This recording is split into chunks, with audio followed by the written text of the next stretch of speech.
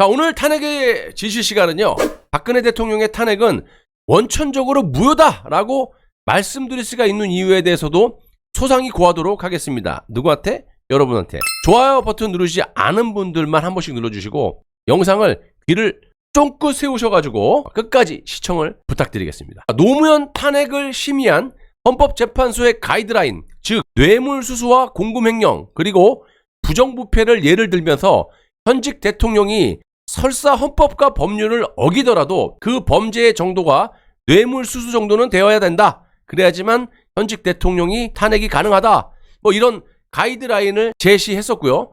실제로 노무현은 뇌물죄가 없었기 때문에 탄핵이 기각이 된 바가 있었습니다. 그거를 지금 교훈 삼아서 주구장창 뇌물죄에다 그냥 포커스를 맞추다 보니까 무려 592억 원을 박 대통령이 받아먹었다. 출연을 받았다. 이 X이 된 거예요. 그런데 박근혜 대통령의 경우는 여야가 내각제 기원을 목적으로 이 박근혜라는 장애물을 제거해야 되기 때문에 헌법재판소의 가이드라인 따위는 그리 중요하지가 않았고요.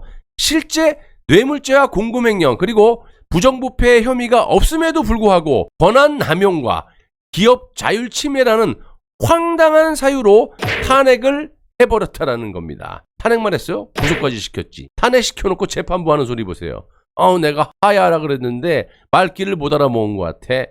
잊으라고 자빠졌고. 자, 이게 논리적으로 말이 되려면요, 박근혜 대통령의 형사재판에서는요, 최소한의 뇌물죄 부분이 무죄가 나왔어야 정상이라는 거예요, 당시. 그러나 만약 그렇게 돼버리면 어떻게 되겠습니까?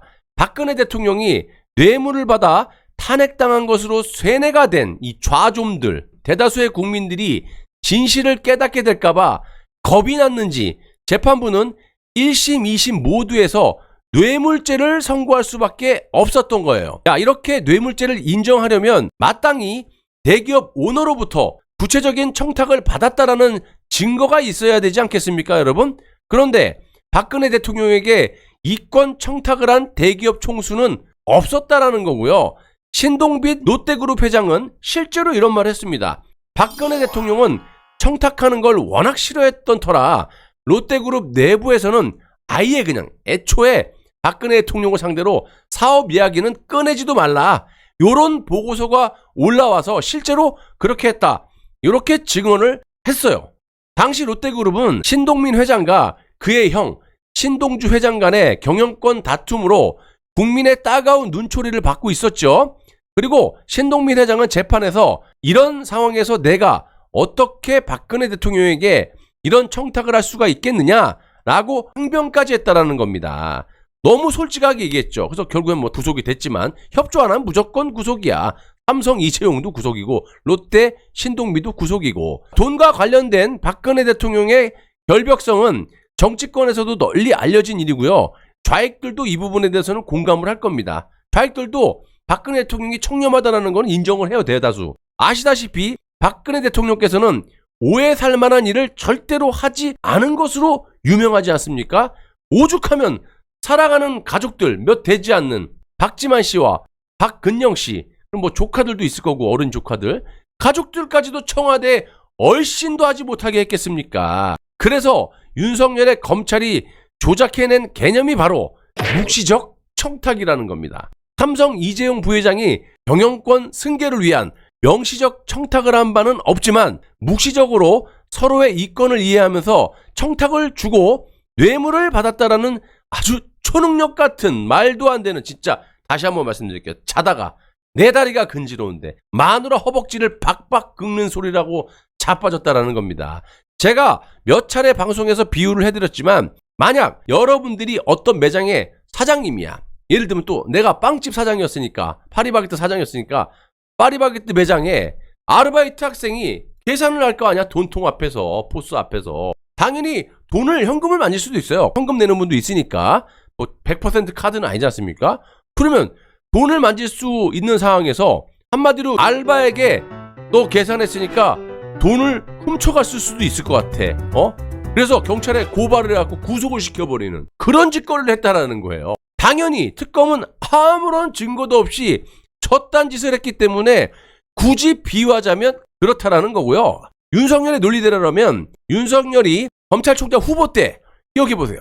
김건희 뭐 이름도 없는 김건희 전시회장에 기업들이 그냥 막 냅다 후원한 것은 묵시적 청탁이 아닙니까? 그리고 법적으로 부부니까 사는지 안 사는지 모르죠. 어쨌든 법적으로는 부부잖아요. 그러니까 당연히 경제 공동체로 같이 들어가야 마땅한 거고요.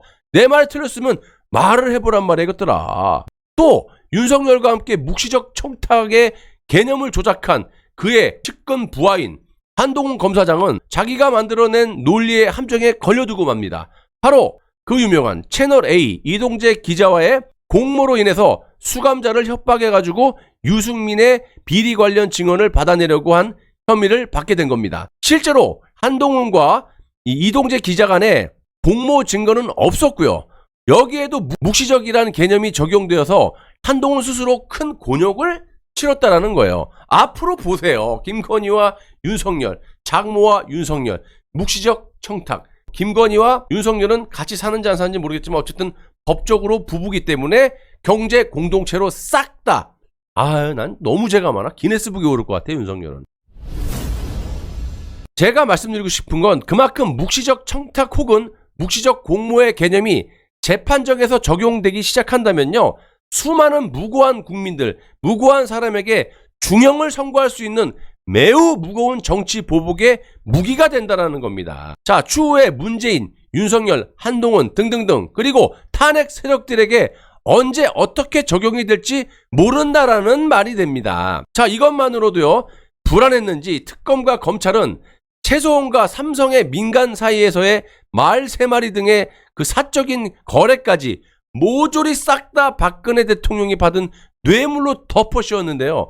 승마 선수 정유라가 빌려탄 이 말 3마리, 독일에 간 말 3마리 있죠. 이거를 박근혜 대통령이 받은 뇌물죄로도 규정하려다 보니까 이번에는 박근혜 대통령과 최소원이 경제 공동체라는 정말 또 내 다리가 근지러운데 자고 있는 마누라 허벅지를 박박 긁고 있는 어처구니없는 소리를 또다시 들고 나오게 된 거예요. 자, 뇌물죄는 공직자에게만 적용이 됩니다. 참고하시고 박근혜 대통령은 그 누구로부터도 단돈 10원도 받은 바가 없어요. 팩트죠. 싹 다 밝혀진 거고 최소원도 마찬가지 삼성으로부터 국가대표 승마 선수들을 위한 그런 명목으로 말 사업하려고 한 거야. 자기 딸이 승마 선수였으니까 먹고 살아야 될 거 아니야. 건물 다 날아가고. 그렇기 때문에 승마 선수들을 위한 명목으로 말 3마리를 대여를 받은 겁니다. 당연히 제가 여러 차례 말씀드렸다시피 회사와 회사 간의 정상적인 계약이었다라는 겁니다. 그런데 여기서 최소원은 공직자가 아니지 않습니까? 그러므로 삼성으로부터 말뿐만이 아니라 돈을 얼마든지 받았다 하더라도 뇌물죄가 성립이 되지 않는다라는 게 중요한 거예요. 뇌물죄는 공직자에게만 적용이 되는 것이기 때문에 최소원하고는 뇌물하고는 아무런 상관이 없다. 이꼬로 경제 공동체라는 개풀 뜯어먹는 소리도 논리적으로 말이 안 맞는다. 이겁니다. 그럼에도 불구하고 박근혜 대통령과 최소원을 어떻게 하든지 경제 공동체로 엮어야 되는, 그래서 뇌물죄 공범으로 처벌이 가능했기 때문에 저딴 짓거리를 서슴지 않고 했다라는 말씀이에요. 한마디로 특검의 말도 안 되는 주장과 그런 논리는 박근혜 대통령의 공적 권력을 내세워서 최소원이 뇌물을 받아가지고 둘이 나눠 먹었다라는 그런 논리예요.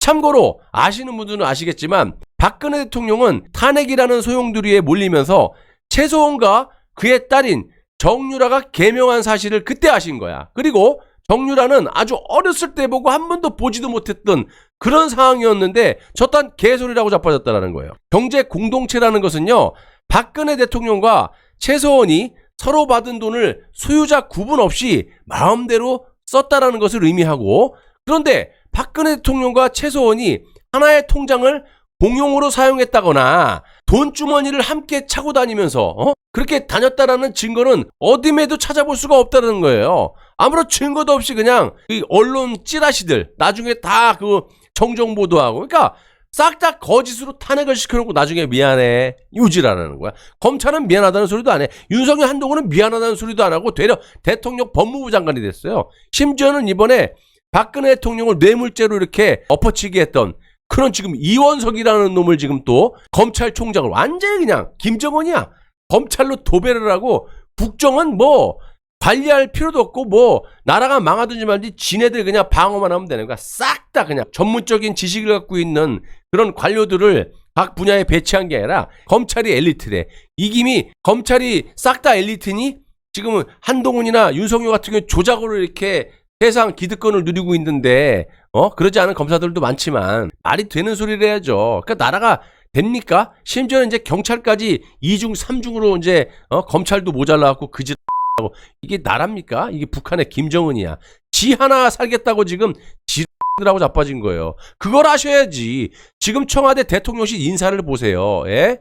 각 부서의 인사들을 보시라고. 분야가 틀리잖아. 분야가. 유일하게 박근혜 대통령의 삼성동 자택 매입 때 최소원이 돈을 내주었다라는 주장이 있긴 했는데 그냥 이것도 검찰이 일방적으로 퍼뜨린 썰에 불과했다라는 겁니다. 상식적으로 경제 공동체라는 개념이 성립이 되려면 윤석열, 김건희처럼 법적이라도 부부거나 가족 정도는 되어야 한다는 거죠. 이와 대비되는 사건이 바로 노무현 가족의 박연차 뇌물 사건이에요. 당시 검찰은 노무현이 직접 박연차에게 돈을 가져올 것을 요구했기 때문에 노무현이 받은 뇌물이라고 규정을 했지만 노무현은 그 돈은 내가 받은 게 아니야. 내 마누라 권양숙이가 받았기 때문에 나하고는 관계가 없어. 이렇게 주장을 하기도 했었죠. 자, 친노와 친문 세력들은 노무현 가족의 뇌물 사건에서 여전히 그 논리를 펴고 있습니다. 엄청난 돈이 청와대에 들어왔는데 그걸 모르는 게 말이 됩니까? 그 나중에 걸리니까 이제 뛰어내. 자, 대법원 판례상 부부 사이에 경제 공동체는 성립이 됩니다. 노무현 측은 경제 공동체라 하더라도 노무현과 권양숙 간에 공모 증거가 없다라고 주장한 셈이고요.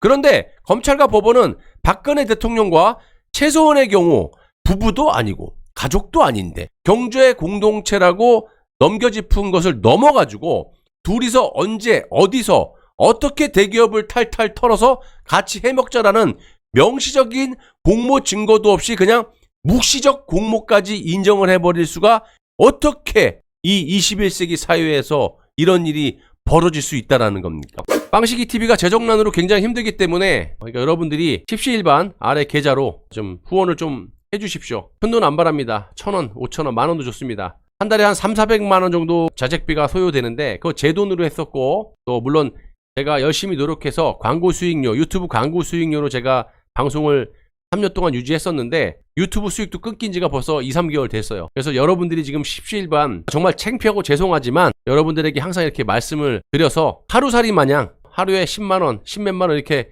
조금씩 이렇게 여러분들에게 정말 거지처럼 이렇게 후원받아서 연명하고 있습니다. 제 채널을. 이 보수 재건을 위해서 방송을 열심히 할 수 있도록 여러분들이 제작비 후원을 좀 해주시면 감사하겠습니다. 열심히 하겠습니다.